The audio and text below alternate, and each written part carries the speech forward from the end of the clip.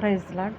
దుర్దినములు రాకముందే అంటే చూడండి, దుర్దినములు రాకముందే ఇప్పుడే వీటి యందు నాకు సంతోషం లేదని నీవు చెప్పు సంవత్సరములు రాకముందే, తేజస్సు సూర్యచంద్ర నక్షత్రములు చీకటి కమ్మకముందే, వాన వెలిసిన తర్వాత మేఘములు మరలా రాకముందే నీ బాల్య దినమందు నీ సృష్టికర్తను స్మరణ చేసుకొనుము.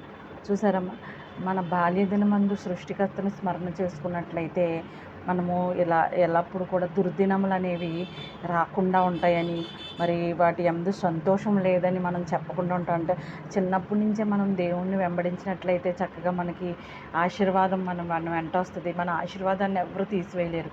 ఇప్పుడు చూడండి, యవనస్తులు చక్కగా దేవుని మార్గంలో నడుచుకున్నప్పుడు ఎంత వాళ్ళ జీవితం ఎంత ఆశీర్వాదకరంగా ఉండడం చూస్తాం. అలాగే మరి చిన్నప్పుడే మనం సృష్టికర్తని స్మరణ తెచ్చుకున్నట్లయితే నీ బాల్య దినమందు మరి మనం ఇంకెంత బాగుంటుంది, మన జీవితం ఎంత ఆశీర్వాదకరంగా ఉంటుంది.